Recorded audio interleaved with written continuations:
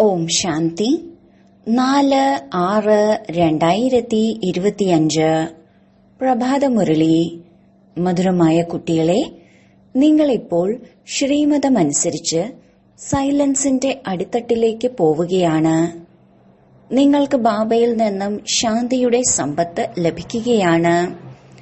ശാന്തിയിൽ തന്നെയാണ് സർവ്വതും അടങ്ങിയിട്ടുള്ളത്. ചോദ്യം: പുതിയ ലോകത്തിന്റെ സ്ഥാപനയുടെ മുഖ്യ ആധാരം എന്താണ്? ഉത്തരം: പവിത്രത. ബാബ എപ്പോഴാണോ ബ്രഹ്മാവിന്റെ ശരീരത്തിൽ പ്രവേശിച്ച് പുതിയ ലോകം സ്ഥാപിക്കുന്നത്, അപ്പോൾ നിങ്ങൾ സഹോദരിയും സഹോദരനുമാകുന്നു. ഭാര്യ ഭർത്തൃ ഭാവം ഇല്ലാതാകുന്നു. ഈ അന്തിമ ജന്മം പവിത്രമാകുന്നതിലൂടെ പവിത്ര ലോകത്തിന്റെ അധികാരിയായി മാറുന്നു. ഞങ്ങൾ സഹോദരീ സഹോദരന്മാരായി തന്നെ കഴിയും എന്ന് നിങ്ങൾ പ്രതിജ്ഞ ചെയ്യുന്നു. വികാരി ദൃഷ്ടി വയ്ക്കുന്നില്ല. പരസ്പരം ശ്രദ്ധ കൊടുത്ത് ഉന്നതി നേടുന്നു. ഗീതം: ഉണരൂ പ്രിയതമകളെ, ഉണരൂ. ഓം ശാന്തി. മധുരമധുരമായ ആത്മീയ കുട്ടികൾ ഗീതം കേട്ടു. അതോടൊപ്പം ബുദ്ധിയിൽ സ്വദർശന ചക്രവും ഓർമ്മിച്ചു. ബാബയെയും സ്വദർശന ചക്രധാരി എന്ന് പറയും. കാരണം സൃഷ്ടിയുടെ ആദിമധ്യ അന്ത്യത്തെ അറിയുന്നതിനെയാണ് സ്വദർശന ചക്രധാരിയാവുക എന്ന് പറയുന്നത്. ഈ കാര്യങ്ങൾ ബാബയ്ക്കല്ലാതെ മറ്റാർക്കും പറഞ്ഞു തരാൻ സാധിക്കില്ല. നിങ്ങൾ ബ്രാഹ്മണരുടെ എല്ലാത്തിന്റെയും ആധാരം സൈലൻസ് ആണ്. ശാന്തി ദേവ, അല്ലയോ ശാന്തി നൽകുന്നവനെ എന്നെല്ലാം മനുഷ്യർ വിളിക്കാറുണ്ട്. എന്നാൽ ആരാണ് ശാന്തി നൽകുന്നതെന്നോ ആരാണ് ശാന്തി ധാമത്തിലേക്ക് കൊണ്ടുപോകുന്നതെന്നോ ആർക്കും അറിയില്ല. നിങ്ങൾ കുട്ടികൾ മാത്രമാണ് ഈ കാര്യങ്ങൾ അറിയുന്നത്. ബ്രാഹ്മണരാണ് സ്വദർശന ചക്രധാരികളാകുന്നത്. ദേവതകൾ സ്വദർശന ചക്രധാരികളാണെന്ന് പറയാൻ കഴിയില്ല. രാത്രിയും പകലും പോലെ എത്രമാത്രം വ്യത്യാസമാണ്. ബാബ നിങ്ങൾ കുട്ടികൾക്ക് മനസ്സിലാക്കി തരുന്നു. നിങ്ങൾ ഓരോരുത്തരും സംഖ്യാക്രമത്തിലുള്ള പുരുഷാർത്ഥമനുസരിച്ച് സ്വദർശന ചക്രധാരികളാണ്. ബാബയെ ഓർമ്മിക്കുക എന്നതാണ് പ്രധാന കാര്യം. ബാബയെ ഓർമ്മിക്കുക അർത്ഥം ശാന്തിയുടെ സമ്പത്ത് നേടുക. ശാന്തിയിൽ തന്നെയാണ് സർവ്വതുമുള്ളത്. നിങ്ങളുടെ ആയുസ്സും വർദ്ധിക്കുന്നു. നിരോഗിയായ ശരീരവും ലഭിക്കുന്നു. ബാബയ്ക്കല്ലാതെ മറ്റാർക്കും സ്വദർശന ചക്രധാരിയാക്കി മാറ്റുവാൻ സാധിക്കില്ല. ആത്മാവ് തന്നെയാണ് ആയിത്തീരുന്നത്. ബാബയും സ്വദർശന ചക്രധാരിയാണ്. എന്തുകൊണ്ടെന്നാൽ സൃഷ്ടിയുടെ ആദിമധ്യ അന്ത്യത്തിന്റെ ജ്ഞാനമുണ്ട്. ഇപ്പോൾ പുതിയ ലോകം സ്ഥാപിച്ചുകൊണ്ടിരിക്കുകയാണ് എന്ന ഗീതവും കേട്ടിട്ടുണ്ട്. ഗീതങ്ങളെല്ലാം മനുഷ്യരുണ്ടാക്കിയതാണ്. ബാബ അതിന്റെ അർത്ഥം മനസ്സിലാക്കി തരുന്നു. ബാബ സർവാത്മാക്കളുടെയും പിതാവാണ്. അതിനാൽ എല്ലാ കുട്ടികളും പരസ്പരം സഹോദരങ്ങളാണ്. പ്രജാപിത ബ്രഹ്മാവിലൂടെ ബാബ പുതിയ ലോകം രചിക്കുമ്പോൾ നിങ്ങൾ സഹോദരീ സഹോദരന്മാരായി മാറുന്നു. ഓരോരുത്തരും ബ്രഹ്മകുമാരന്മാരും ബ്രഹ്മകുമാരിമാരുമാണ്. ഈ കാര്യം ബുദ്ധിയിലുണ്ടെങ്കിൽ ഭാര്യ ഭർത്തൃ ഭാവം ഇല്ലാതാകും. സത്യത്തിൽ നമ്മളെല്ലാവരും സഹോദരങ്ങളാണ് എന്ന കാര്യം മനുഷ്യർ അറിയുന്നില്ല. ബാബ രചന രചിക്കുമ്പോൾ സഹോദരീ സഹോദരന്മാരാകുന്നു. ക്രിമിനൽ ദൃഷ്ടി ഇല്ലാതാകുന്നു. ബാബ ഓർമ്മിപ്പിക്കുകയാണ്, അല്ലയോ പതിത പാവന എന്ന് നിങ്ങൾ വിളിച്ചിരുന്നു. ഇപ്പോൾ ഞാൻ വന്നിരിക്കുകയാണ്. നിങ്ങളോട് പറയുകയാണ്, ഈ അന്തിമ ജന്മം പവിത്രമായിരിക്കൂ. എങ്കിൽ നിങ്ങൾ പവിത്രമായ ലോകത്തിന്റെ അധികാരിയായി മാറും. ഓരോ വീട്ടിലും ഈ പ്രദർശനി ഉണ്ടായിരിക്കണം. കാരണം നിങ്ങൾ കുട്ടികൾ ബ്രാഹ്മണരാണ്. തീർച്ചയായും നിങ്ങളുടെ വീട്ടിൽ ഈ ചിത്രങ്ങൾ ഉണ്ടായിരിക്കണം. ഇതിലൂടെ മനസ്സിലാക്കി കൊടുക്കുക വളരെ സഹജമാണ്. 84 ജന്മങ്ങളുടെ ചക്രം ബുദ്ധിയിലുണ്ട്. ശരി, നിങ്ങൾക്കൊരു ബ്രാഹ്മണിയെ വിട്ടുതരാം. അവർ വന്ന് സേവനം ചെയ്യും. നിങ്ങൾ പ്രദർശനി വെക്കൂ. ഭക്തിമാർഗത്തിലും കൃഷ്ണനെയുമെല്ലാം പൂജിക്കുന്നവർക്ക് മന്ത്രങ്ങളും മറ്റും അറിയില്ല എങ്കിൽ അവർ ഏതെങ്കിലും ബ്രാഹ്മണരെ വിളിക്കാറുണ്ട്. അവർ ദിവസവും വന്ന് പൂജ നടത്തും. നിങ്ങളും അതുപോലെ വിളിക്കണം. ഇത് വളരെ സഹജമാണ്. ബാബ പ്രജാപിത ബ്രഹ്മാവിലൂടെ സൃഷ്ടി രചിക്കുന്നു. അപ്പോൾ തീർച്ചയായും ബ്രഹ്മകുമാരന്മാരും കുമാരിമാരും സഹോദരീ സഹോദരന്മാരായി. ഞങ്ങൾ രണ്ടുപേരും സഹോദരീ സഹോദരന്മാരായിരിക്കും. വികാരി ദൃഷ്ടി വരില്ല എന്ന് പ്രതിജ്ഞ ചെയ്യുന്നു. ഓർമ്മയുടെ യാത്രയാണ് മുഖ്യമായിട്ടുള്ളത്. മറ്റ് മനുഷ്യർ സയൻസിന്റെ ശക്തി ഉപയോഗിച്ച് എത്ര ഉയരത്തിലേക്ക് പോകാൻ പരിശ്രമിക്കുന്നു. എന്നാൽ മുകളിൽ മറ്റൊരു ലോകമൊന്നുമില്ല. ഇത് സയൻസിന്റെ ആഴങ്ങളിലേക്ക് പോകുന്നതാണ്. നിങ്ങൾ ശ്രീമത്ത് അനുസരിച്ച് സൈലൻസിന്റെ ആഴങ്ങളിലേക്ക് പോവുകയാണ്. അവരുടേത് സയൻസും നിങ്ങളുടേത് സൈലൻസുമാണ്. ആത്മാവ് സ്വയം ശാന്ത സ്വരൂപമാണ് എന്ന് കുട്ടികൾക്കറിയാം. ഈ ശരീരത്തിലൂടെ പാർട്ട് അഭിനയിക്കുന്നു. കർമ്മം ചെയ്യാതിരിക്കാൻ ആർക്കും സാധിക്കില്ല. ബാബ പറയുന്നു, സ്വയം ശരീരത്തിൽ നിന്ന് വേറിട്ട ആത്മാവാണെന്ന് മനസ്സിലാക്കി ബാബയെ ഓർമ്മിക്കൂ. എങ്കിൽ നിങ്ങളുടെ വികർമ്മം നശിക്കും. വളരെ സഹജമാണ്. എന്റെ ഭക്തർക്ക് അർത്ഥം ശിവനെ പൂജിക്കുന്നവർക്ക് മനസ്സിലാക്കി കൊടുക്കൂ. ശിവനാണ് ഏറ്റവും ഉയർന്ന പൂജയുള്ളത്.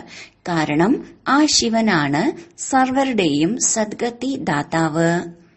ബാബ വന്നിരിക്കുകയാണെന്നും സർവരെയും കൂടെ കൊണ്ടുപോകും എന്ന് നിങ്ങൾ കുട്ടികൾക്കറിയാം. അവരവരുടെ സമയമാകുമ്പോൾ ഡ്രാമയനുസരിച്ച് നമ്മളും കർമാതീത അവസ്ഥ നേടും. ശേഷം വിനാശമുണ്ടാകും. ആത്മാക്കൾ സതോപ്രധാനമാകാൻ വേണ്ടി വളരെയധികം പുരുഷാർത്ഥം ചെയ്യണം. ബാബയുടെ ശ്രീമതമനുസരിച്ച് നടക്കണം. ശ്രീമദ് ഭഗവത്ഗീത എന്ന് പറയുന്നുണ്ട്. എത്രമാത്രം മഹിമയാണ് ഉള്ളത്. സർവഗുണ സമ്പന്നരെന്നും സമ്പൂർണ്ണ നിർവികാരി എന്നെല്ലാം ദേവതകളെക്കുറിച്ച് മഹിമ പറയാറുണ്ട്. ബാബയാണ് വന്ന് സമ്പൂർണ്ണ പാവനമാക്കുന്നത്. ലോകം സമ്പൂർണമായും പതീതമാകുമ്പോഴാണ് ബാബ വന്ന് സമ്പൂർണ്ണ പാവന ലോകം ആക്കുന്നത്. നമ്മൾ ഭഗവാന്റെ കുട്ടികളാണെന്ന് എല്ലാവരും പറയുന്നുണ്ട്. അപ്പോൾ തീർച്ചയായും സ്വർഗത്തിന്റെ സമ്പത്തും ലഭിക്കണമല്ലോ. പ്രജാപിത ബ്രഹ്മാവിലൂടെ നമ്മളിപ്പോൾ സഹോദരീ സഹോദരന്മാരായിരിക്കുന്നു. ബാബ കൽപ്പം മുൻപും വന്നിരുന്നു. അതുകൊണ്ടാണ് ശിവജയന്തി ആഘോഷിക്കുന്നത്. പ്രജാപിത ബ്രഹ്മാവിന്റെ കുട്ടികളുമായിരിക്കുന്നു. ബാബ, ഞങ്ങൾ ഒരുമിച്ചിരുന്നുകൊണ്ടും പവിത്രമായിരിക്കും, അങ്ങയുടെ നിർദ്ദേശമനുസരിച്ച് നടക്കും എന്ന് ബാബയോട് പ്രതിജ്ഞ ചെയ്യുന്നു. വലിയ കാര്യമൊന്നും തന്നെയല്ല. ഇത് അന്തിമ ജന്മമാണ്. ഈ മൃത്യുലോകം നശിക്കാൻ പോവുകയാണ്. നിങ്ങൾ ബുദ്ധിശാലികളായി മാറിയിരിക്കുകയാണ്. ചിലർ സ്വയം ഭഗവാനാണെന്ന് പറയുന്നു. ഭഗവാൻ സർവരുടെയും സദ്ഗതി ദാതാവല്ലേ? പിന്നെ ഇവർക്കെങ്ങനെ സ്വയം ഭഗവാൻ എന്ന് പറയാൻ സാധിക്കും? ഇതും ഡ്രാമയുടെ കളിയാണ് എന്ന് മനസ്സിലാക്കുന്നുണ്ട്. ബാബ നിങ്ങൾ കുട്ടികളെ സ്വദർശന ചക്രധാരികളാക്കി മാറ്റുന്നു. ബാബ പറയുന്നു, സേവനത്തിൽ തൽപരരായിരിക്കൂ. ഓരോ വീട്ടിലും പ്രദർശനികൾ വയ്ക്കൂ. ഇതുപോലെ ഒരു ശ്രേഷ്ഠമായ പുണ്യകർമ്മം മറ്റൊന്നുമില്ല. മറ്റുള്ളവർക്ക് ബാബയിലേക്കുള്ള വഴി പറഞ്ഞു കൊടുക്കുന്നത് പോലെ ശ്രേഷ്ഠമായ മറ്റൊരു ദാനവുമില്ല. ബാബ പറയുന്നു, എന്നെ മാത്രം ഓർമ്മിക്കൂ, എങ്കിൽ പാപങ്ങൾ നശിക്കും. അല്ലയോ പതിത പാവന, ഞങ്ങളെ മോചിപ്പിക്കൂ, ഞങ്ങളുടെ വഴികാട്ടിയാകൂ എന്ന് പറഞ്ഞാണ് ബാബയെ വിളിക്കുന്നത്. നിങ്ങളുടെ പേര് പാണ്ഡവർ എന്നാണ്. ബാബയും വഴികാട്ടിയാണ്. സർവാത്മാക്കളെയും കൊണ്ടുപോകും. മറ്റുള്ളവരെല്ലാം ശരീരത്തിന്റെ വഴികാട്ടികളാണ്. ബാബ ആത്മീയ വഴികാട്ടിയാണ്. മറ്റുള്ളവർ ഭൗതികമായ യാത്ര ചെയ്യുന്നു, ഇവിടെ ആത്മീയ യാത്ര ചെയ്യുന്നു. സത്യുഗത്തിൽ ഭക്തി മാർഗത്തിലെ തീർത്ഥയാത്രകളൊന്നും ഉണ്ടായിരിക്കില്ല. അവിടെ നിങ്ങൾ പൂജ്യരായി മാറുന്നു. ബാബ നിങ്ങളെ എത്ര ബുദ്ധിശാലികളാക്കി മാറ്റുകയാണ്. അതിനാൽ ബാബയുടെ നിർദ്ദേശമനുസരിച്ച് നടക്കണം. എന്തെങ്കിലും സംശയമുണ്ടെങ്കിൽ ചോദിക്കണം. ബാബ പറയുന്നു, മധുരമധുരമായ കുട്ടികളെ, ആത്മ അഭിമാനിയാകൂ. സ്വയം ആത്മാവാണെന്ന് മനസ്സിലാക്കി ബാബയെ ഓർമ്മിക്കൂ. നിങ്ങൾ എന്റെ പ്രിയപ്പെട്ട കുട്ടികളല്ലേ? പകുതി കൽപ്പത്തെ പ്രിയതമകളാണ് നിങ്ങൾ. ഒരാളിന് തന്നെ അനേകം പേരുകൾ പറയുന്നു. എത്രമാത്രം പേരുകളും എത്രമാത്രം ക്ഷേത്രങ്ങളുമാണ് ഉള്ളത്. എന്നാൽ ഞാൻ ഒരാൾ തന്നെയാണ്. എന്റെ പേര് ശിവൻ എന്നാണ്. ഞാൻ 5000 വർഷങ്ങൾക്ക് മുൻപ് ഭാരതത്തിൽ വന്നിരുന്നു. കുട്ടികളെ ദത്തെടുത്തിരുന്നു. ഇപ്പോഴും ദത്തെടുത്തുകൊണ്ടിരിക്കുന്നു. ബ്രഹ്മാവിന്റെ കുട്ടികളായി മാറിയത് കാരണം നിങ്ങൾ പേരക്കുട്ടികളാണ്. ആത്മാവിനാണ് ഇവിടെ സമ്പത്ത് ലഭിക്കുന്നത്. അതിൽ സഹോദരീ സഹോദരൻ എന്ന ചോദ്യമേ ഇല്ല. ആത്മാവാണ് പഠിക്കുന്നതും സമ്പത്തെടുക്കുന്നതും. സർവർക്കും അധികാരമുണ്ട്. നിങ്ങൾ കുട്ടികൾ ഈ പഴയ ലോകത്തിൽ എന്തെല്ലാം കാണുന്നുവോ അതെല്ലാം നശിക്കുന്നതാണ്. മഹാഭാരത യുദ്ധവും നടക്കും. പരിധിയില്ലാത്ത അച്ഛൻ പരിധിയില്ലാത്ത സമ്പത്ത് നൽകിക്കൊണ്ടിരിക്കുന്നു. പരിധിയില്ലാത്ത ജ്ഞാനം നൽകിക്കൊണ്ടിരിക്കുന്നു. അതിനാൽ പരിധിയില്ലാത്ത ത്യാഗവും വേണം. കൽപ്പത്തിനു മുൻപും ബാബ രാജയോഗം പഠിപ്പിച്ചിരുന്നു. രാജസ്വ അശ്വമേധ യജ്ഞം രചിച്ചിരുന്നു എന്ന് നിങ്ങൾക്കറിയാം. അതുകൊണ്ട് രാജധാനിക്കായി തീർച്ചയായും പുതിയ ലോകവും വേണം. പഴയ ലോകത്തിന്റെ വിനാശവും സംഭവിച്ചിരുന്നു. 5000 വർഷത്തിന്റെ കാര്യമാണ്. ഈ യുദ്ധം തന്നെയാണ് നടന്നിരുന്നത്. ഇതിലൂടെ തന്നെയാണ് സ്വർഗത്തിലേക്കുള്ള കവാടം തുറന്നതും. സ്വർഗത്തിന്റെ വാതിൽ എങ്ങനെയാണ് തുറക്കുന്നത് എന്നറിയാൻ വന്ന് മനസ്സിലാക്കൂ. ഇങ്ങനെ ബോർഡിൽ എഴുതൂ. നിങ്ങൾക്ക് പറഞ്ഞു കൊടുക്കുവാൻ സാധിക്കില്ല എങ്കിൽ മറ്റാരെയെങ്കിലും വിളിക്കൂ. പിന്നീട് പതുക്കെ പതുക്കെ വൃദ്ധി പ്രാപിക്കും. പ്രജാപിത ബ്രഹ്മാവിന്റെ കുട്ടികളായ നിങ്ങൾ എത്രയധികം ബ്രാഹ്മണരും ബ്രാഹ്മണിമാരുമാണ് ഉള്ളത്. ശിവബാബയിൽ നിന്നുമാണ് സമ്പത്ത് ലഭിക്കുന്നത്. ബാബയാണ് സർവരുടെയും പിതാവ്. നമ്മൾ ബ്രാഹ്മണർ തന്നെയാണ് ദേവതകളാകുന്നത് എന്ന കാര്യം നല്ല രീതിയിൽ ബുദ്ധിയിൽ ഉണ്ടായിരിക്കണം. നമ്മൾ തന്നെയാണ് ദേവതകളായിരുന്നത്. പിന്നീട് ഈ ചക്രം കറങ്ങി വന്നു. ഇപ്പോൾ നമ്മൾ ബ്രാഹ്മണരായിരിക്കുകയാണ്. വീണ്ടും നമ്മൾ വിഷ്ണുപുരിയിലേക്ക് പോകും. ജ്ഞാനം വളരെ സഹജമാണ്. എന്നാൽ കോടിയിലും ചിലർ മാത്രമാണ് മനസ്സിലാക്കുന്നത്. പ്രദർശിനിയിലെല്ലാം എത്രമാത്രം പേരാണ് വരുന്നത്. വളരെ കുറച്ചു പേർ മാത്രമാണ് മനസ്സിലാക്കുക. വളരെ നല്ലതാണ്, ഞങ്ങൾ തീർച്ചയായും വരും എന്നൊക്കെ ചിലർ പറയാറുണ്ട്. വളരെ ചുരുക്കം പേരാണ് 7 ദിവസത്തെ കോഴ്സ് കേൾക്കുന്നത്. 7 ദിവസത്തെ കാര്യം വലുതല്ല. ഗീതാ പാരായണവും 7 ദിവസമാണ് വരുന്നത്. 7 ദിവസം നിങ്ങളും ഭട്ടിയിലിരിക്കണം. സ്വയം ആത്മാവാണെന്ന് മനസ്സിലാക്കി ബാബയെ ഓർമ്മിക്കുന്നതിലൂടെ മുഴുവൻ അഴുക്കും ഇളകിപ്പോകും. പകുതി കൽപ്പമായുള്ള മോശമായ രോഗമാണ് ദേഹാഭിമാനം. ഇത് ഇല്ലാതാക്കണം. ആത്മ അഭിമാനി ആകണം. 7 ദിവസത്തെ കോഴ്സ് വലിയ കാര്യമൊന്നുമല്ല. ചിലർ 1 സെക്കൻഡിൽ തന്നെ മനസ്സിലാക്കുന്നു. വൈകി വരുന്നവർക്കും മുന്നോട്ടു പോകാൻ സാധിക്കും. ഞങ്ങൾ മത്സരിച്ച് ബാബയിൽ നിന്ന് സമ്പത്തെടുക്കും എന്ന് പറയുന്നു. പ്രദർശിനിയിലും മറ്റും മനസ്സിലാക്കി കൊടുക്കുക വളരെ സഹജമാണ്. നിങ്ങൾക്ക് പറഞ്ഞു കൊടുക്കാൻ സാധിക്കില്ല എങ്കിൽ ഏതെങ്കിലും ഒരു സഹോദരിയെ വിളിക്കാം. ദിവസവും വന്ന് ക്ലാസ് എടുത്തിട്ട് പോകൂ. 5000 വർഷങ്ങൾക്ക് മുൻപ് ഈ ലക്ഷ്മി നാരായണന്റെ രാജ്യമായിരുന്നു. 1250 വർഷം അവർ ഭരിച്ചു. ഇതെത്ര ചെറിയ കഥയാണ്. നമ്മൾ തന്നെയാണ് ദേവതകളായിരുന്നത്. ശേഷം നമ്മൾ തന്നെയാണ് ക്ഷത്രിയനും വൈശ്യനും ശൂദ്രനുമായി മാറിയത്.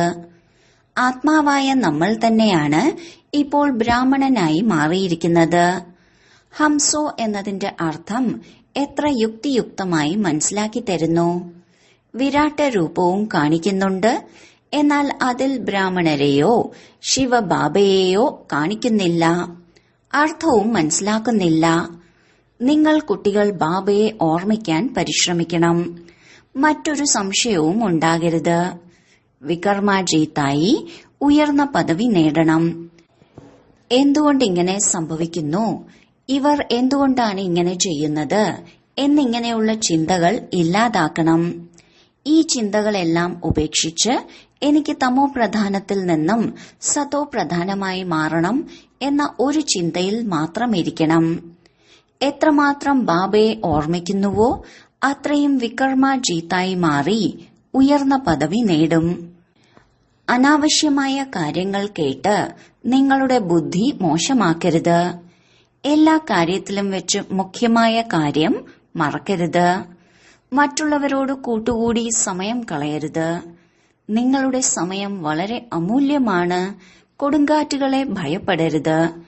പ്രയാസങ്ങളുണ്ടാകും, നഷ്ടങ്ങളുമുണ്ടാകും. എന്നാലും ബാബയുടെ ഓർമ്മ ഒരിക്കലും ഇല്ലാതാകരുത്. ഓർമ്മിക്കുന്നതിലൂടെ മാത്രമാണ് പാവനമാകുന്നത്. പുരുഷാർത്ഥം ചെയ്ത് ഉയർന്ന പദവി നേടണം.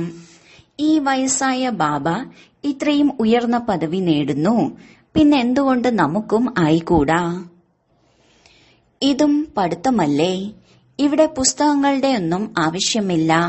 മുഴുവൻ കഥയും ബുദ്ധിയിലുണ്ട്. എത്ര ചെറിയ കഥയാണ്. ഒരു സെക്കൻഡിന്റെ കാര്യമാണ്. സെക്കൻഡിലാണ് ജീവൻ മുക്തി ലഭിക്കുന്നത്. ബാബയെ ഓർമ്മിക്കുക എന്നതാണ് പ്രധാന കാര്യം.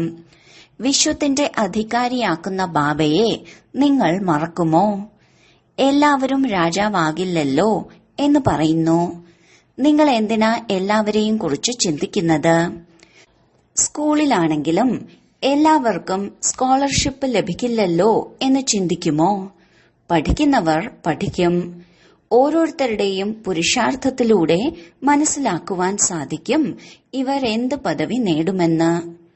ശരി, വളരെ കാലത്തെ വേർപാടിനു ശേഷം തിരികെ കിട്ടിയ മധുരമധുരമായ കുട്ടികൾക്ക് മാതാവും പിതാവുമായ ബാബ്ദാദയുടെ സ്നേഹസ്മരണകളും സുപ്രഭാതവും.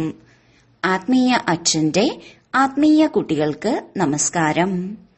ധാരണയ്ക്കുള്ള മുഖ്യസാരം. 1. ഈ സമയം വളരെ അമൂല്യമായതാണ്. അനാവശ്യ കാര്യങ്ങളിൽ സമയം നഷ്ടപ്പെടുത്തരുത്. എത്ര കൊടുങ്കാറ്റുകൾ വന്നാലും നഷ്ടങ്ങൾ സംഭവിച്ചാലും ബാബയുടെ ഓർമ്മയിൽ ഇരിക്കണം. 2. തമോ പ്രധാനത്തിൽ നിന്നും സതോ പ്രധാനമാകുന്നതിനെക്കുറിച്ച് മാത്രം ചിന്തിക്കണം. മറ്റൊന്നും ചിന്തിക്കരുത്. ഹംസോ സോഹം എന്നതിന്റെ ചെറിയ കഥ വളരെ യുക്തിയോടുകൂടി മനസ്സിലാക്കുകയും മനസ്സിലാക്കി കൊടുക്കുകയും വേണം. വരദാനം മഗ്ന അവസ്ഥയുടെ അനുഭവത്തിലൂടെ മായയെ തന്റെ ഭക്തയാക്കി മാറ്റുന്ന മായാജീത്തായി ഭവിക്കട്ടെ. മഗ്ന അവസ്ഥയുടെ അനുഭവം ചെയ്യുന്നതിന് വേണ്ടി തന്റെ അനേകം ടൈറ്റിലുകൾ അഥവാ സ്വരൂപം, അനേകം ഗുണങ്ങളുടെ അലങ്കാരം, അനേക പ്രകാരത്തിലുള്ള സന്തോഷത്തിന്റെ ആത്മീയ ലഹരിയുടെ രചയിതാവിന്റെയും രചനയുടെയും വിസ്താരത്തിന്റെ പോയിന്റുകൾ, പ്രാപ്തികളുടെ പോയിന്റുകൾ സ്മൃതിയിൽ വയ്ക്കൂ. ഏതാണോ താങ്കൾക്കിഷ്ടപ്പെട്ടത് അതിന്മേൽ മനനം ചെയ്യൂ. എങ്കിൽ മഗ്ന അവസ്ഥ സഹജമായി അനുഭവമാകും. പിന്നീട് ഒരിക്കലും പരവശമാകില്ല. മായ സദാകാലത്തേക്ക് നമസ്കരിക്കും. സംഗമയുഗത്തിലെ ആദ്യത്തെ ഭക്ത മായയാകും. താങ്കൾ എപ്പോൾ മായാജീത് മാസ്റ്റർ ഭഗവാനാകുന്നുവോ അപ്പോൾ മായ ഭക്തയാകും. സ്ലോഗൻ: താങ്കളുടെ ഉച്ചാരണവും ആചരണവും എപ്പോൾ ബ്രഹ്മബാബയ്ക്ക് സമാനമാകുന്നുവോ അപ്പോൾ പറയാം സത്യമായ ബ്രാഹ്മണൻ. അവ്യക്ത സൂചന: ആത്മീയ സ്ഥിതിയിലിരിക്കുവാനുള്ള അഭ്യാസം ചെയ്യൂ. അന്തർമുഖിയാകൂ.